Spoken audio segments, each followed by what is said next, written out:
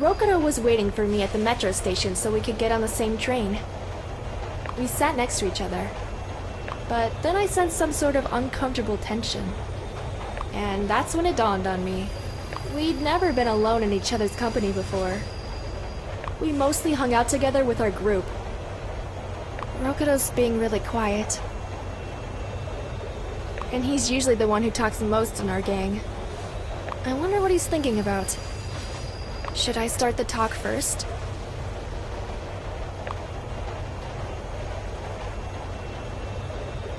So, Rokuro, what's going on with you?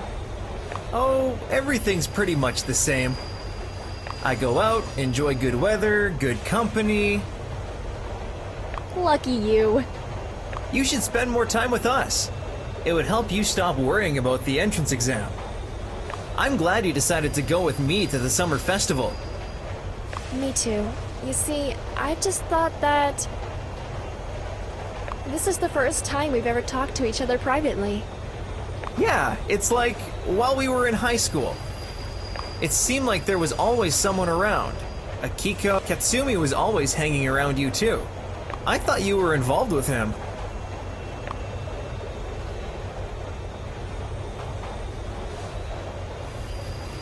Katsumi's my best friend. That's why we're so close. I can tell him everything. Now I'm a little jealous of him. Stop messing with me, Rokuro.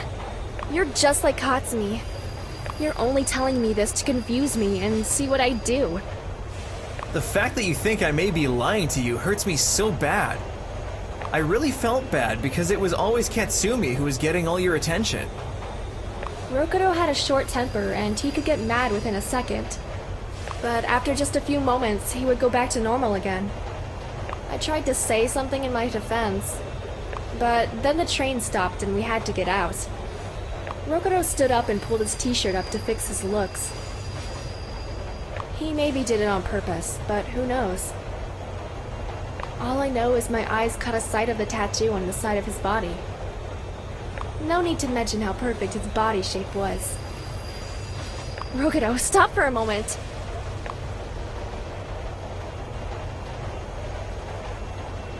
I was so eager to see what Rokuro's tattoo looked like that I was bold enough to pull up his t-shirt without even asking him for permission. At first, he acted cool, but when my fingers touched his tattoo, I felt he was getting goosebumps on his skin. He gave me a significant look over his shoulder. Watch out! I may never let you take your hand back. Oops. Sorry, I should have asked you. I don't mind. I like your initiative. I didn't know you liked tattoos. If only he knew that all I wanted was to touch him. Well, it's not like I'm a big fan of tattoos, but let's just say I like yours. You have a symbol of justice. Smart choice. Yeah, this tattoo represents the beginning of a new chapter in my life. You're going to become a law student. I hope we all pass our entrance exams. I believe in myself. And I trust you on that. Otherwise, you wouldn't leave a permanent mark on your body. I admit, it suits you well. You look nice. Oh, you really know how to cheer me up, you know that? Thank you. Don't be so shy. Come on, give me your hand. We have to get off. Let's go. The night had already fallen when I arrived at the summer festival. People were walking by wearing yukatas, the traditional Japanese garments. Women were wearing yukatas in beautiful floral patterns, while men's costumes were mostly in some simple patterns, or decorated with a picture of a Japanese dragon. I wish to wear a yukata myself. Since I got there first, I had enough time to go to a store and choose a special one for that occasion. I found one I liked a lot. It suits me perfectly. This is my best shopping ever. I can't wait for the others to see me. I found the rest of the crew after some time. However, Katsumi was nowhere to be seen. Rokuro and Akiko spotted me. and made remarks on my choice of clothes right away. Hi! You look stunning! Wow, I'm in love. I must say, I secretly hope to see you in a yukata tonight. It looks incredible on you. Thank you, guys! I'm blushing. Let's not overdo this. We have to take a group photo, just like we did last year. I'd like to have one with only you. Deal. But shouldn't we wait for Katsumi first? What's taking him so long anyway? That's what I'd like to know too. How can he be late if he was the first one to leave his house? He lives in the farthest part of town. It's only logical he needs more time to get here. He could have at least told us he was going to be late. On the other hand, he may have arrived already, but he just hasn't. I'll check when he was last active on ChatLinx. All three of us opened the app and saw that Katsumi had been active more than 15 minutes before. There, he must have left the train then. Now, let's go find some nice spots for watching the fireworks show. Before it all gets too crowded. Great idea. Okay, we'll go, but we shouldn't have been together.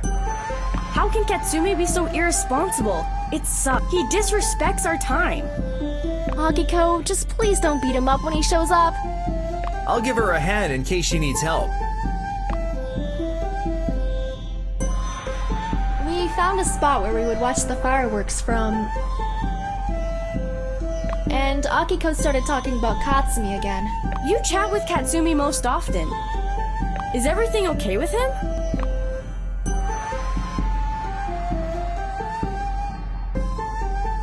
Yeah, Katsumi never complained about anything.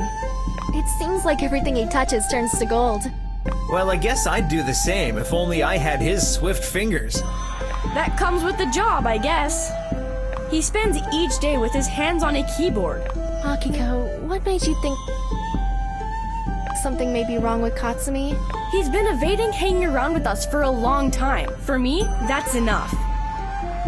I bet he'll send a text and say something came up any minute now. In that case, I'd start worrying too. I couldn't believe how much Akiko was mad at Katsumi just because he was late. I didn't know what to say to defend Katsumi and not offend her at the same time. Akiko was being way too hard on him.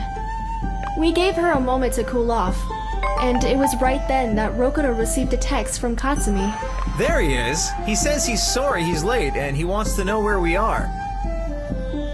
At last! You can send him the exact location via ChatLinx. Okay. Right. He's typing. He'd better be walking instead. He'd be here sooner. What does he say? Where is he? He says he's gonna be here in a couple of minutes. Rokuro squeezed himself between the two of us and started teasing us and telling us how we were dying to see Katsumi. Akiko wasn't really thrilled, and I felt like some strange anxiety was sweeping all over me.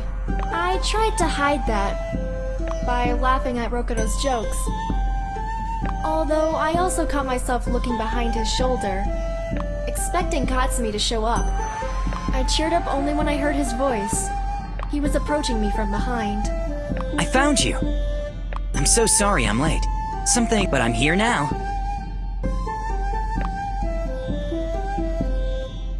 I turned toward Katsumi and waved. Hey. Glad to see you too. Katsumi waved too and headed toward Akiko and Rokuro to say hi. Unlike Akiko and Rokuro, Katsumi was wearing a yukata, the traditional Japanese costume. I couldn't help noticing how good he looked in it. Great outfit, Katsumi. Thanks, I'm glad you noticed. Hi, Akiko. You look pissed like hell, just as usual. It suits you well. Spare me, Katsumi. She's mad at you, Katsumi. Watch out. Hey, pal, can I please sit next to you? At least until the girls forgive me. You should start making up for your mistake right away. Akiko, I'm sorry for being late. I told you I didn't do it on purpose. I just couldn't make it. You couldn't make it? But you headed here first! What happened on your way here? Don't even get me started. I got on the wrong train. It serves you right. It happens. Apology accepted. The same thing happened to me once. It's really not a big deal. It wouldn't be such a big deal if you had just called us to say what was going on instead of bailing. I swear, I told you what happened. You heard him, girls. No need to fuss over that anymore.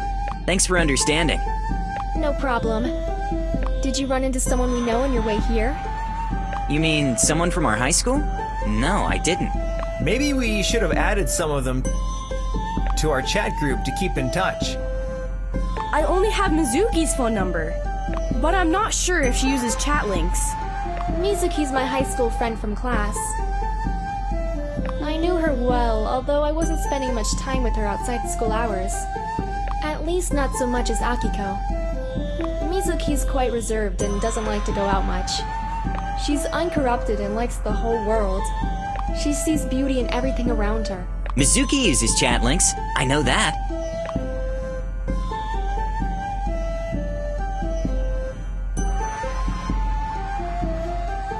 I didn't know you two were in touch. I haven't heard from her in a while. Yeah, but it's not like I'm chatting with her all the time, like with you guys. You know it yourself what she's like. We don't have much in common.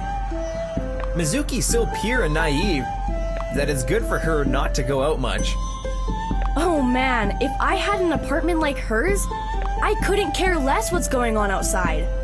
Katsumi, you could have asked Mizuku to join us tonight.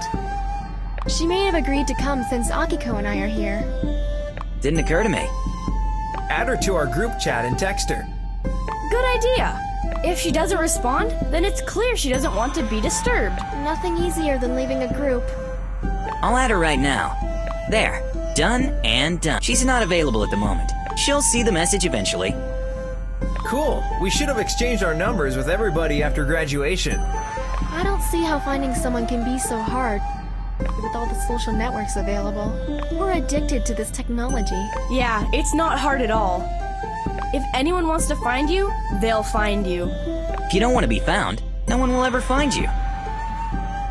Simple as that. All this thinking made me hungry. Me too. I'm gonna go get us something to eat. I'd like to help with that, but I have to call my mom. She keeps calling me. Mama's boy. Rokuro stepped away from us so he could find some quiet place to talk.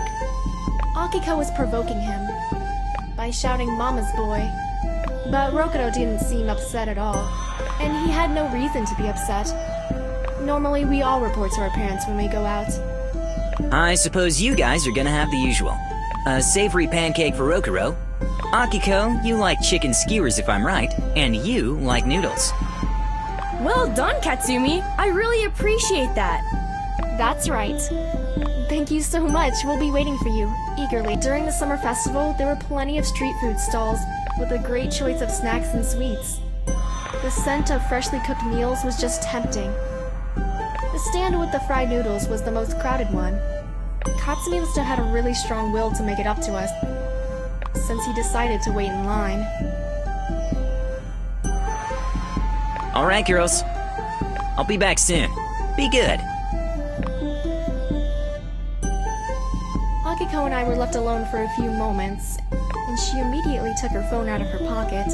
She scrolled through the messages for a while, and then she stopped and directed the phone screen towards me. So what, Akiko? I think I'm falling in love.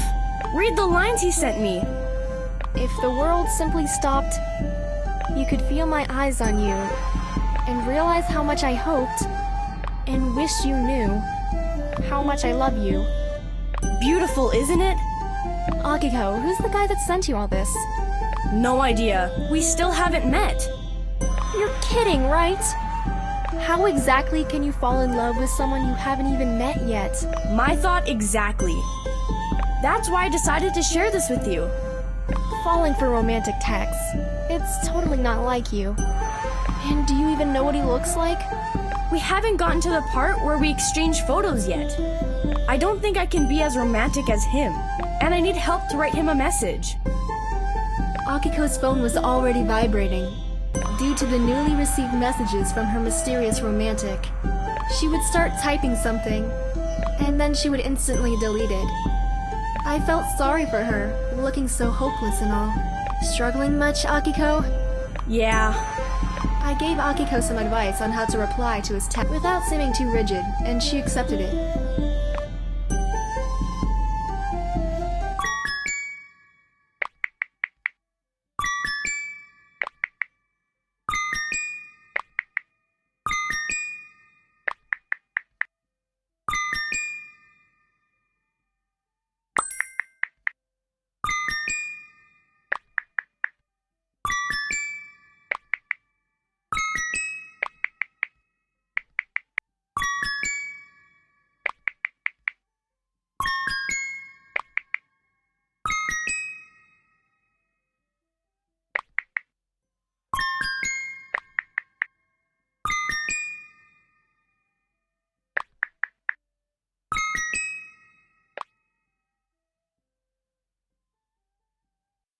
At some point, Akiko and I decided to get up and take a walk.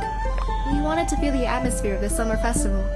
Akiko was constantly texting her online crush and following my advice, and so she improved her image. See, I told you it was easy.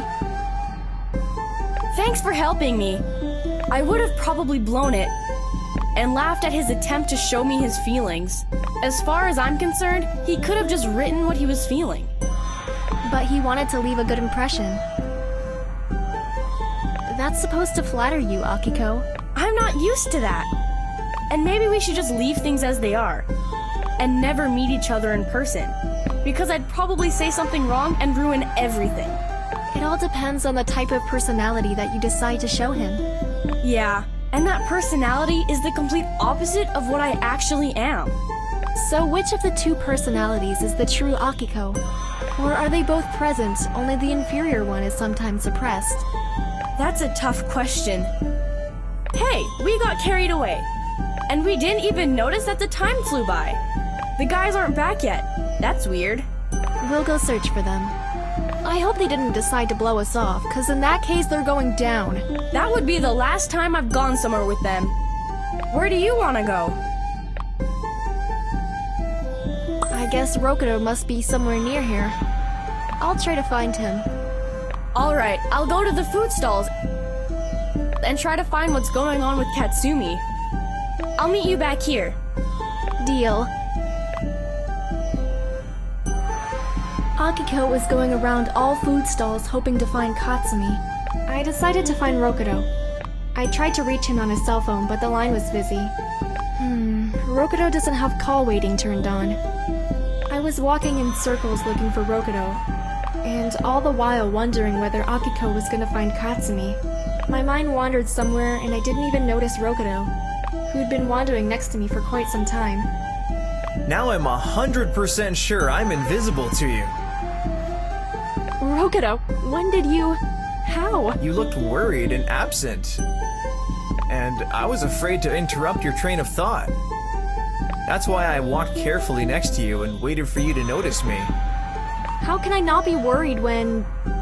you and Katsumi disappeared without a trace? Akiko went to search for Katsumi, and I started looking for you. You chose me? Thanks. Glad to know you need me. Well, maybe it's stupid to say this, but I actually need help to find Katsumi. Alright, I'll call him right away. Katsumi's phone was ringing, and it kept ringing for what seemed. In the end, the operator ended the call. He's not answering. He must have dropped his phone somewhere.